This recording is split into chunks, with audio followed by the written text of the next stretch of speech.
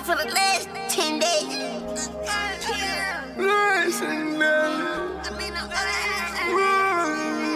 Just one more movie. Just one more movie. Just one more movie. Fast 9 was, well, what is there to really say about this one? Not to sound too harsh, but if I was to create a rating of all the Fast and Furious movies, this one would be at the very bottom. The flashback sequence, the guys in space, the plot armor, the movie even calls out its plot armor. It was like, yeah, there's plot armor, so what? What are you gonna do about it? Anyway, let's just start this review.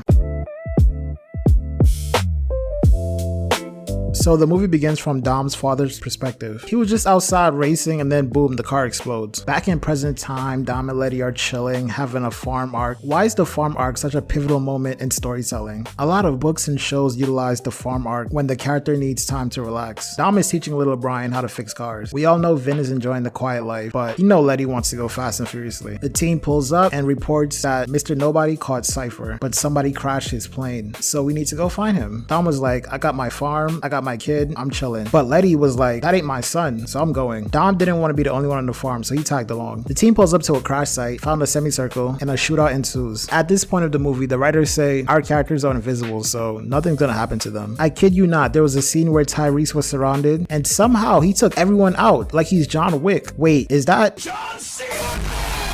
So John Cena is Dom's brother? Even the movie made fun of this later on. Anyway, John Cena, who goes by Jacob, is the villain of this movie. Well, he's not really a villain, but you'll see. Jacob took the semicircle from the team and flies away. We then have another flashback sequence of what happened between Dom and his brother. Before we continue, I just want to say Dom was so mean to his brother in the past and the present. Dom beats this man with a wrench and gets thrown in jail. Back in present day, we see that it was Jacob that captured Cypher. This haircut is wild. What was she thinking? Cypher was like, you're not really a shooter like your brother. You just want a hug.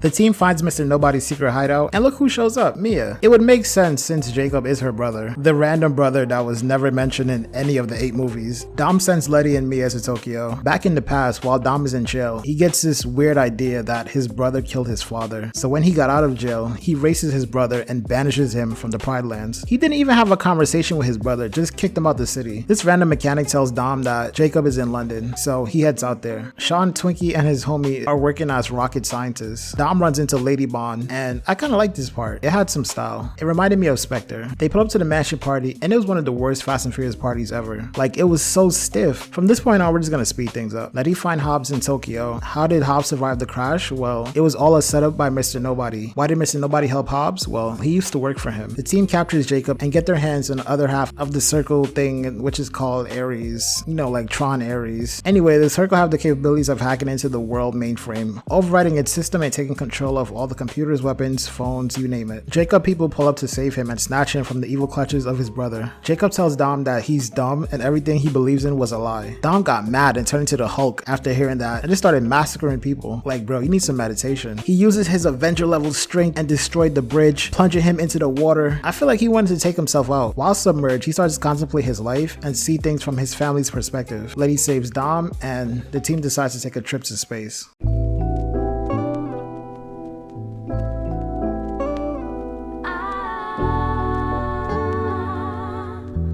Wait, slow down. Why are they going to space again, you ask? Well, in order to get Ares to work, Jacob will need to send signals to the satellite, and the satellite will spread his domain to the rest of the world. So in order to stop that from happening, they will need to travel to space and destroy said satellite. Get it? Got it? Okay, let's move on. The rocket that Sean and team was working on earlier in the movie somehow has the power, fuel, and capabilities to travel to space. Okay, makes sense. Back on the troposphere, the team is doing their best to take Ares from Jacob. Jacob gets betrayed by this rich kid because he wants to make love to Cypher. Back in space, Luna and Tyrese are like, wow, we're really the highest in the room.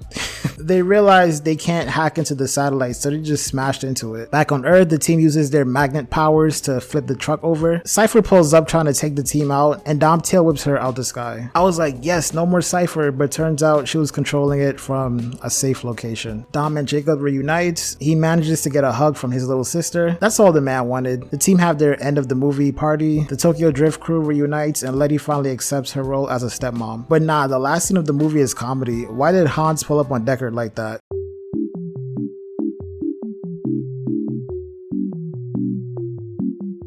So that's Fast 9, my Enigmas. This movie shows you the importance of hugs. Nah, it tells you not to jump to conclusion. Take the time to talk things out with people, even if you're angry. But like I said earlier, this isn't really one of my favorites. Maybe the next one will be better. We'll see. Okay. All right, guys. One more to go. We're almost there. See you guys in Fast X. Later.